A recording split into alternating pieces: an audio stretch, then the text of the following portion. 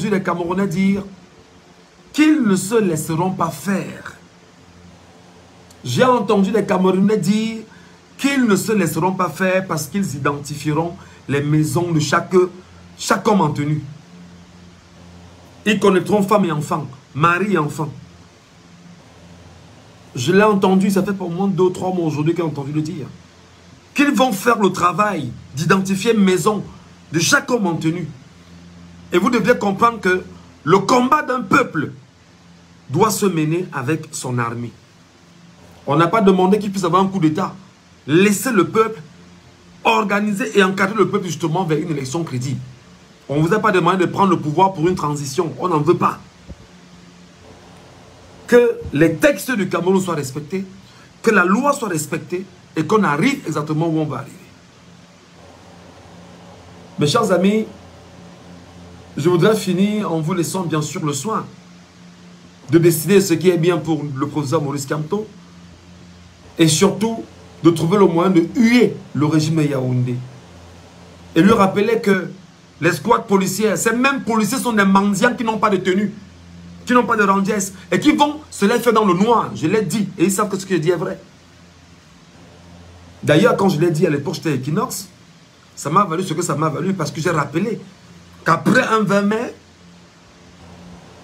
ils sont allés défiler, ils ont défilé et on leur a récupéré les tenues et tout ce qu'ils avaient comme tenue, on a récupéré. Lorsque l'information avait circulé là-bas, on m'a appelé à Yaoundé, que petit frère, viens, on discute, on va te dire la vérité. J'ai dit, je ne viens pas là-bas. Je n'ai pas causé avec vous. Parce qu'avant qu'on donne l'information, ce sont les mêmes policiers qui m'ont donné les mêmes informations. Et ils m'ont dit qu'ils ont les mêmes problèmes que les enseignants du Cameroun, OTS, OTA, qu'ils ont les mêmes problèmes. C'est-à-dire qu'on prend des hommes, on met dans une sorte de cavité, on fait des esclaves, on les sort le moment venu pour aller battre leurs vis-à-vis, leurs compatriotes, les arrêter, les tenir justement en respect, pour respecter ce qu'on appelle les ordres, les injonctions de la haute hiérarchie. Ok. N'oubliez pas que lorsqu'on coupe l'électricité à la maison, vous aussi chez vous, on coupe l'électricité. N'oubliez pas qu'il n'y a pas un sac de riz sur le marché qui coûte 17 000 francs pour nous ou 25 000 francs pour nous, qui coûterait 2 000 francs pour vous. N'oubliez pas que le prix du carburant à la pompe, comme on vend, c'est le même montant auquel on vous vend ce prix de carburant. N'oubliez pas que lorsque vos enfants, nos enfants ne vont pas à l'école à temps, vos enfants aussi ne vont pas à l'école à temps. N'oubliez pas que pendant que nous on pleure, que nous n'avons pas une vie cousue, on n'a pas encore construit des maisons, vous êtes en location et vous n'avez aucun avenir. Ne l'oubliez pas. Ne l'oubliez pas. Regardez autour de vous ceux qui sont allés en retraite, qui croupissent dans la misère, qui pleurent chaque jour. Parce qu'ils n'ont pas eu l'occasion d'avoir un pays mieux organisé pour leur donner l'occasion d'avoir une retraite facile, une retraite méritée. Ne l'oubliez pas, vous policiers, vous gendarmes. Parce que vous êtes Camerounais vous aussi. Parce que les douleurs qu'on peut avoir, vous aussi vous les avez. Et vous devez les intégrer. C'est très important. Donc le problème des Camerounais est un problème du système france-africain imposé au Cameroun avec 3 données. Violence, mensonge, vol. Violence, mensonge, vol. Et ça, c'est la culture française. Imposée bien sûr au Cameroun. Et la violence, c'est ce qu'on est en train de vivre depuis hier.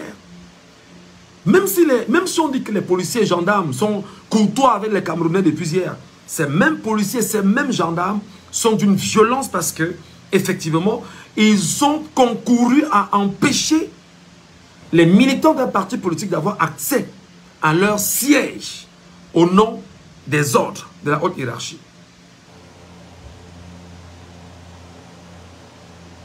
C'est très grave ce qui se passe. C'est très grave ce qui se passe parce que là, toi policier, toi gendarme, rentre chez toi. Fais ton introspection. Rentre dans ta tête. Je sais qui, je sais quoi, comment, pourquoi, pour quel but fondamental. Pour le soir de ma vie, je gagne quoi à faire du mal aux autres.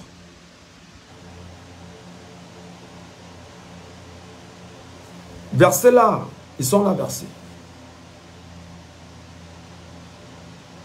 Quel est l'objectif justement de maintenir nos résidents surveillés? J'ai eu pas mal de messages des Camerounais qui m'ont écrit et qui m'ont appelé en me disant qu'ils me trouvaient trop courageux. Je voudrais vous dire les amis, je dis juste ce que je pense, sans verser dans l'injure, sans verser dans la diffamation et sans verser dans l'outrage. Je dis juste ce que je pense, pour qu'il puisse avoir un meilleur être pour chacun d'entre nous.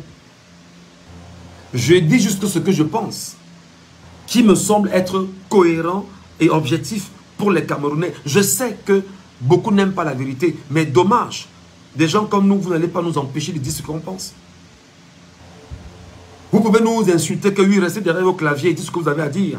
Mais je vous rappelle que ce que nous disons derrière nos claviers, il y a de l'impact sur des Camerounais. Vous pourrez bien sûr nous taxer de tout ce que vous taxez, de suprémacistes, je ne sais pas comment, c'est pas grave. Mais ce que nous disons aux Camerounais, ils écoutent le message qu'on leur envoie et ils gardent le message. À vous, chers peuple camerounais, je vous prie de ne pas rentrer dans un cycle de violence quelconque. Parce que le régime est en train de tout faire pour vous provoquer à rentrer dans la violence. Cette violence qui va justifier pour eux que vous serez bien sûr les acteurs d'un parti politique qui fondamentalement s'arrange à créer la violence au Cameroun. Pourtant, le Camerounais est un homme de paix. Ne cédez à aucun acte de violence. Rappelez seulement aux militaires ou aux gendarmes, aux policiers qui vont vous tenir en respect. Rappelle-lui que ce que je vais subir, tu vas subir ça 2000 fois plus que moi. Ça peut ne pas arriver maintenant, mais ça viendra. Et quand ça viendra, tu t'en souviendras. Rappelez-le leur. Donc ne rentrez dans aucune forme de violence. Ne cherchez rien qui puisse déranger qui que ce soit. Laissez que nous convergions ensemble vers l'élection de 2025 en octobre. Laissez bien sûr que le dossier bétonné du MRC soit déposé au conseil électoral. Et une chose que je vais dire pour sortir, préparez-vous, madame, messieurs, à être à Yaoundé. Moi, je suis de ceux qui pensent que je ne suis pas militant du MRC, mais j'ai une forte sympathie pour le MRC et le professeur Maurice Kamto. Et ça, c'est ma liberté.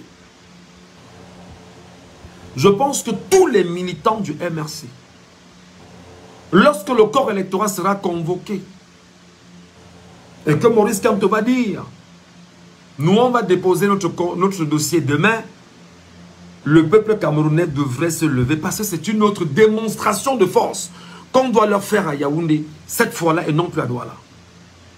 Où on va quitter Maurice Kamto, et là je prie que ce message, je ne sais pas s'il sera entendu parce que je ne suis pas dans le directoire de ce parti, mais ce n'est que mon avis. Il devrait, de mon humble avis, dire qu'il va partir d'Odia, même en moto. Oui. Jusqu'à Bastos. Il va déposer, il va en moto. Il va déposer son dossier. Et là encore, le peuple camerounais doit faire montre de sa force seulement en allant l'accompagner, déposer son dossier. Tout simplement, ce n'est pas une manifestation. Nous accompagnons le leader le faire. De l'endroit où il partira, nous on sortira avec lui, on va l'accompagner. S'il ferme les fermetures, s'il ferme les voies d'accès, on trouvera d'autres moyens d'y arriver. Avec lui, avant lui. Et il va déposer ce dossier avec le peuple camerounais. Puisqu'il ne s'appartient plus, il appartient au peuple. Je pense donc qu'il y a ce dossier qu'il faut bien constituer. Il faut continuer à rassembler les éléments nécessaires. Il est à Douala, il sait ce qui est bien pour lui. Je parle du professeur Maurice Kamto. Ses militants, ses sympathisants l'attendent. Moi-même, je l'attends. Parce que je souhaite bien sûr l'entendre, l'écouter, parler aux Camerounais. Je le souhaite. Mais je suis pour sa protection. Je suis pour sa santé. Je suis pour qu'on puisse mieux le garder, bien le garder.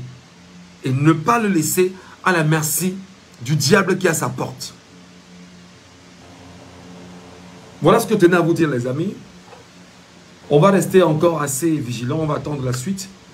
Si jamais il y a une décision qui est prise et que je puisse avoir l'information, je reviendrai très rapidement, vous la communiquer, analyser et en débattre avec vous pour le bien du peuple camerounais, pour le bien de notre pays et pour le bien de chaque Camerounais que nous sommes.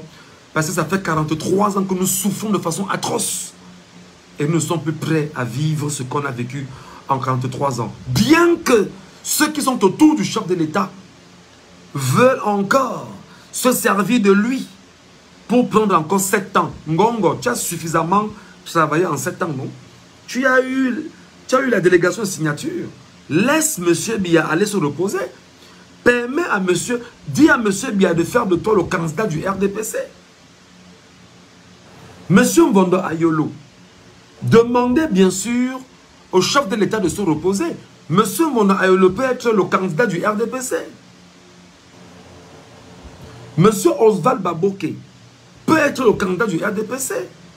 Ce que nous vous demandons, c'est d'organiser un congrès, de nous présenter votre leader, votre candidat, parce que Paul Biya est illégitime pendant qu'on y est au sein du RDPC. De façon statutaire. C'est la loi. Je sais que même ce qu'on dit, vous n'aimez pas, mais c'est la loi et c'est la vérité. De façon statutaire, il est illégitime. Étant illégitime, organisez un congrès. Dites-nous que voici bien sûr votre candidat. Je rappelle que nous sommes en juin et qu'au plus tard le 12 juillet, nous sommes le 9 juin, au plus tard le 12 juillet, il va falloir que le corps électoral soit convoqué. On va convoquer un corps électoral avec un RDPC qui n'a pas de candidat. Parce que la base militante du RDPC sait exactement que vous lui imposez Paul Biya, que elle, la base, ne veut pas. Donc, il est clair que vous devez faire une chose pour nous. Organiser le congrès du RDPC, montrez-nous votre choix. Ngongo peut être votre choix. Oswald Baboke peut être votre choix. Mvondo Ayolo peut être votre choix. Franck Biya peut être votre choix. Même Madame Chantal Biya peut être votre choix. Arrangez-vous là entre vous. Vous nous le présentez. Et lorsqu'on l'aura exactement, on saura comment avancer. Ne fuyez pas le vrai débat sur lequel nous on vous attend. Pour essayer de travestir les mémoires camerounaises en confisquant Maurice Kamto Douala. Ce n'est pas le débat là-bas. Parce que toujours est-il qui peut dire, bon d'accord, je retourne sur Yaoundé, et il retourne sur Yaoundé. Il peut dire, d'accord, on va te payer un billet d'avion là pour, je sais pas, pour Kameko, ou bien, je sais pas, il reprend la route, et il retourne sur Yaoundé tranquillement. Où on vous attend, c'est de nous dire, si Biya, depuis 2021, est le président national du RDPC. Il ne l'est pas. Léon Tela, on en a expliqué. L'affaire est en justice, pendant qu'on y est. C'est là-bas que nous, on vous attend. C'est là-bas que nous, on va vous considérer comme étant des gens sérieux. Si vous êtes suffisamment fort, organisez un congrès du RDPC, on voit. C'est tout ce que nous vous demandons. Faites donc de M. Biya, 93 ans, votre leader, qu'il soit réinvesti. Et qu'il va prendre la parole en public. Vous avez peur. Vous avez peur du petit peuple camerounais. On n'est que 40 millions. Vous avez tout, vous avez peur. On est 40 millions de Camerounais. Vous avez peur de quoi? Parce que vous avez peur d'un soulèvement. Non, on ne se soulèvera pas. On vous a dit que c'est dans la paix et par la paix et dans les urnes. Par la paix et dans les urnes. L'urne là, vous n'allez pas voler cette fois-ci. L'urne là, faites tous les calculs possibles que vous êtes en train de faire. Bourrez déjà sur vos fiches les urnes où vous avez pensé les bourrer. On verra comment ça va passer en octobre. Donc nous on peut dire aujourd'hui, professeur Maurice Kamto, pour ta sécurité, rentre à Yaoundé. On peut le dire. Mais refuse de te faire escorter par une certaine gendarmerie, une certaine police. tu refuses, tu dis bon d'accord, je retourne très librement. C'est comme ça. Et tu retournes à Yaoundé. C'est une possibilité, hein. Je n'ai pas dit qu'il est obligé, il n'est pas obligé de le faire. Il sait ce qui est bien pour lui, il sait ce qui est bien pour son parti. Il sait ce qui est bien pour ses militants et ses sympathisants, il le sait. C'est pas à moi de lui dire ce qu'il va faire. Je n'ai aucun conseil à lui donner. Mais je donne juste mon point de vue comme ça, mais il sait ce qui est bien pour ses suiveurs, parmi lesquels moi-même. Donc, le vrai débat des Camerounais, c'est de dire, Paul Biya, es-tu candidat à l'élection présidentielle de 2025? Prononce-toi, toi-même. Prononce-toi toi-même. Dis-nous ça toi-même que oui, je suis candidat à 92 ans. Quand tu nous l'auras dit, maintenant le vrai débat va commencer. Mais le vrai débat va être engagé. Puisqu'il n'y a qu'un mois là, un mois, pour que tu convoques le corps électoral, monsieur le chef de l'État. Si le chef de l'État est avec nous, qu'il convoque c'est un mois. Un mois après, c'est fini. Alors, si M. Paul Biya est président de la République du Cameroun, non, puisqu'il est autant pour moi, s'il est le candidat, qu'il nous dise qu'il est candidat du RDPC. Ou à défaut, comme il a un mandat, et que tout mandat impératif étant nul, qu'il nous donne le nom du parti qui va l'investir. Ou qu'il a investi. Sur la base d'un congrès. Sur la base, justement, d'un congrès. C'est ce que nous attendons.